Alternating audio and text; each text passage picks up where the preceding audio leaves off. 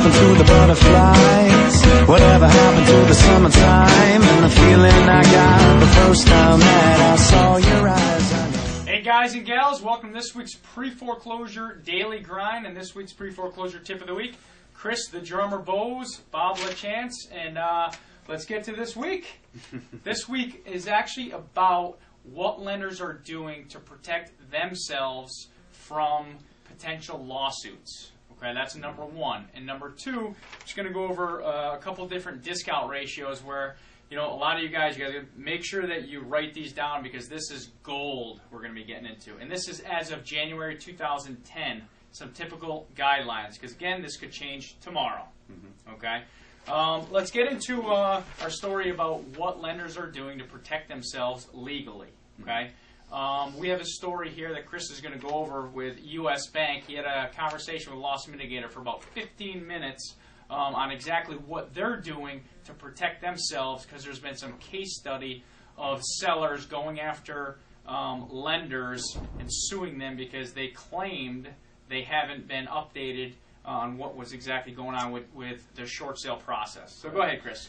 So basically, the conversation I had a seller contact me on a short sale with U.S. Bank, and the seller was all panicked. They had gotten a letter in the mail, which basically said that the short sale, because the file was incomplete, that the file was closed, and so they were wondering, you know, what's going on, what's the status. Freaking out. Yeah, exactly. So basically, I said I'd follow up on it because I told them that the last information that I had gotten from U.S. Bank was that the file was, everything was there, it was all complete, and it was set to start the process.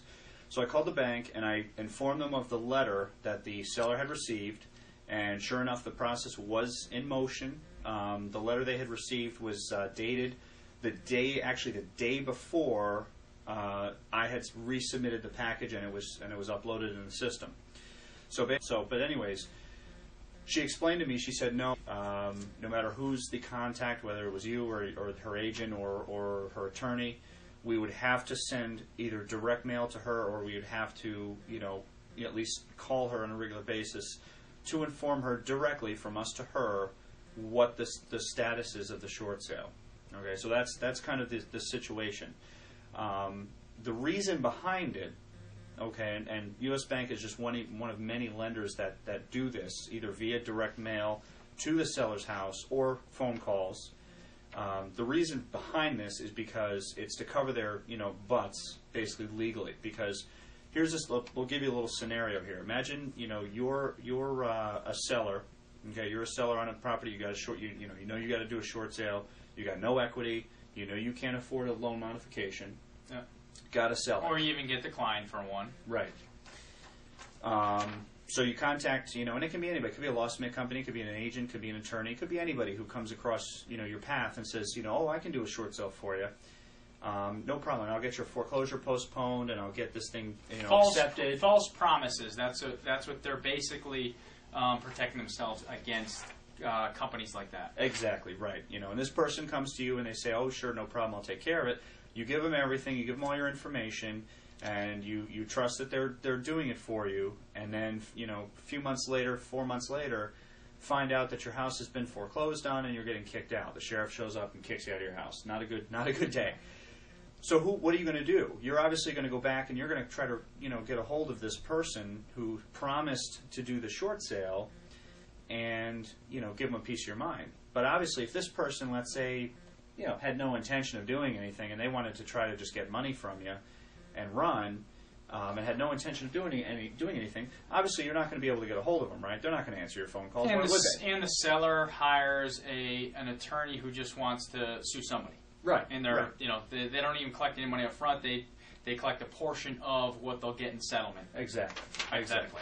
So obviously, here you are. Now you can't get a hold of this person that promised to do this for you. Who are you going to go after next? You're going to go after the bank, and you're going to say, "Why didn't you tell me what was going on?" Bank never notified me. Mm-hmm. Bank never did this. Bank never did that. So that's the reason why banks are doing. They're sending a lot more direct mail, so then they have their butts covered. So So the big takeaway here is make sure if you're sitting with a client, let them know every step of the way what is going on. And if they do get a letter that states that the file was closed, don't freak out. Call you right away. Right. Okay? And typically what we do is we tell our sellers, we tell the homeowners we're working with, not only let us know of everything you get in the mail from the bank or phone calls, if you end up getting a negotiator on the phone, but also stuff from the court, because the same thing can apply there. Obviously the homeowner has to be notified of everything going on from the court, and we just it's better off instead of panicking, instead of freaking out, send it over to us. We'll take a look at it, or we'll talk over the phone to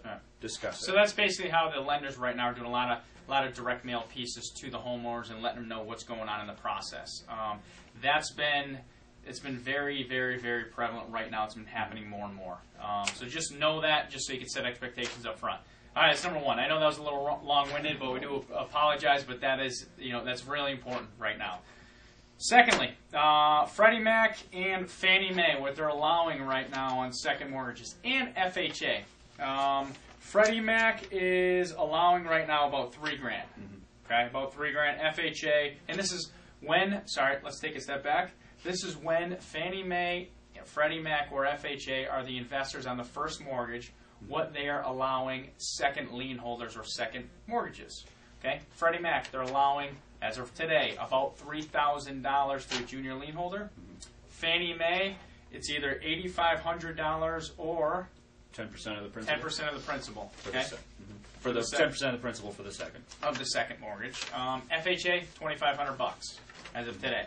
That could change tomorrow because the powers to be up top could, send some new guideline or something down that they think is going to help. It's going to help. But anyway, those are this week's 3 or 4 pre-foreclosure tips of the week. Again, check out managemyshortsale.com. As of next week, we'll have a whole new short sale builder in there. It's going to be turbocharged with deal analyzers, all that kind of stuff. So it's going to be unbelievable. WordPress websites, everything's going to be pretty much done for it. It's going to be awesome.